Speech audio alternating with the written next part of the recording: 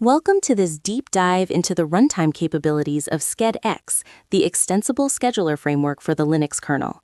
For senior software architects and infrastructure engineers, the ability to iterate on CPU scheduling without the overhead of kernel recompilation or system reboots is a game changer.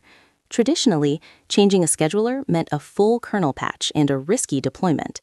With SCED-X, or SCX, we leverage BPF to implement scheduling logic in user space or kernel space dynamically. This allows us to enable, disable, and swap scheduling policies on the fly. In this session, we will explore how this modularity facilitates high-availability A/B testing of scheduling policies in production environments, ensuring that global-scale infrastructure remains performant while we test new optimization strategies. We will focus on the architectural hooks that allow a seamless transition between the default eBPF scheduler and custom SCX implementations. At the heart of runtime enabling is the BPF subsystem. SCED-X utilizes a specific struct called SCED-X-ops, which defines the callbacks for the scheduler's lifecycle. When we load an SCX scheduler, we are essentially attaching BPF programs to these hooks. The kernel handles the handoff from the built-in scheduler to the BPF-defined logic. What makes this runtime-enabled is the use of BPF skeletons that can be loaded via user space tools. When the BPF program is loaded and the ops are registered, the kernel's scheduler core redirects scheduling decisions to your custom logic.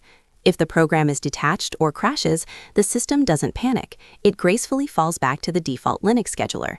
This safety mechanism is the cornerstone of our A/B testing strategy, allowing us to experiment with aggressive scheduling algorithms without risking total system failure.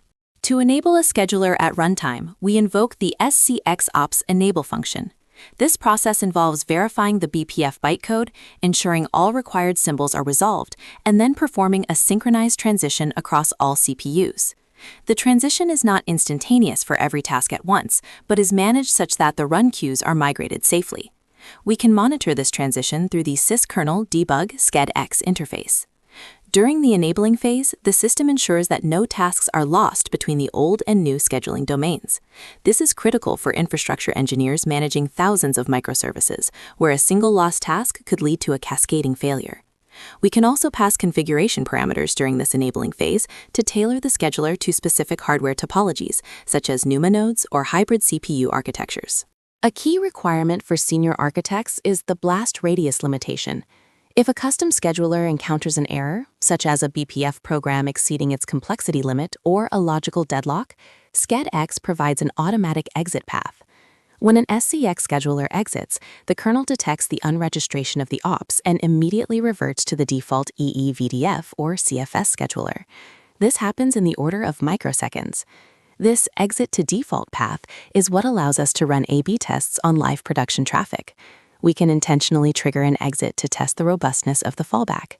Furthermore, we can use the SCX ops switch partial flag to only enable the scheduler on a subset of cores, further isolating the test environment from the rest of the critical system functions. To perform A/B testing, we deploy 2 or more scheduling policies simultaneously or sequentially. Using runtime enabling, we can orchestrate a canary deployment, where 5% of the fleet runs policy A, while the rest runs policy B. Because the switch is done at runtime via a user space agent, we can script the transition based on real-time telemetry.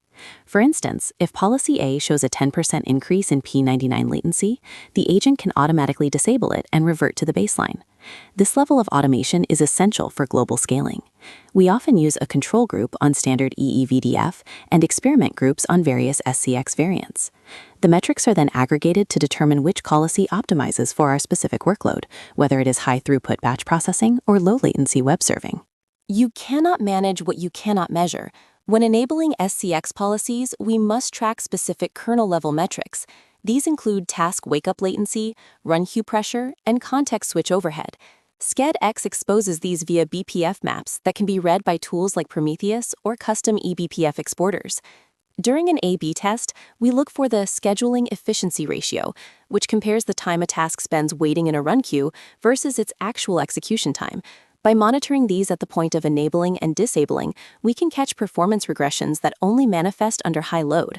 We also track BPF instruction cycles to ensure the scheduler itself isn't consuming too much CPU time, which is a common pitfall when implementing complex scheduling heuristics in BPF. In practice, engineers interact with SCED-XT through tools like SCX Loader. This utility handles the loading of the .o BPF objects and manages the lifecycle of the scheduler. To enable a policy, you simply run the loader with the desired scheduler path. To disable or switch, you send a signal to the loader or use a command line flag. This abstraction allows us to integrate scheduler management into our existing CI/CD pipelines. For example, a deployment script can verify the environment, load the new scheduler, monitor for 60 seconds, and if health checks pass, keep it active. If health checks fail, the script terminates the loader and the kernel instantly reverts. This infrastructure as code approach for the CPU scheduler allows for rapid iteration cycles that were previously impossible in kernel development. When switching schedulers at runtime, we must account for the transient state where tasks are moving between run queues. This transition period can introduce a momentary spike in context switch latency. To minimize this, SCED-X uses a quiescent state mechanism, ensuring that all CPUs are in a safe state before finalizing the handover. Infrastructure engineers should be aware of the lock contention that can occur if multiple CPUs attempt to access the same BPF maps during a high-frequency switch. We mitigate this by using per-CPU BPF maps and minimizing global locks within our scheduling logic. By understanding these low-level synchronization primitives, we can design A/B tests that are transparent to the applications running on top of the OS, maintaining the high availability required for global-scale services. Global tech leaders have already begun utilizing runtime scheduler hot swapping. In one case study, a major social media platform used SCED-X to test a cache-aware scheduler against the standard kernel policy. By enabling the custom policy on 1,000 servers out of a 100,000 node fleet, they observed a 12% improvement in L3 cache hit rates for their caching layer. The ability to disable the experiment immediately when a specific edge case workload caused a regression was vital. Another example involves high-frequency trading firms that switch to a jitter-free scheduler during peak market hours and revert to a power-saving scheduler during off hours, all without rebooting. These real-world applications demonstrate the power of runtime flexibility in managing diverse and demanding workloads at scale. As we conclude, let's look at the best practices for implementing runtime scheduler A/B testing. First, always ensure your BPF code is verifiable and use the latest LLVM compiler for optimizations. Second, implement a heartbeat mechanism in your user space loader to automatically disable the custom scheduler if the agent hangs. Looking ahead, the SCED-X community is working on multi-scheduler support, where different containers could run under different BPF schedulers simultaneously on the same kernel. This would provide even more granular control for multi-tenant cloud providers. By mastering these runtime enabling and disabling techniques, you position your infrastructure to be more resilient, adaptable, and performant in the face of ever-evolving compute demands. Thank you for joining this deep dive into ultra-scalable system design.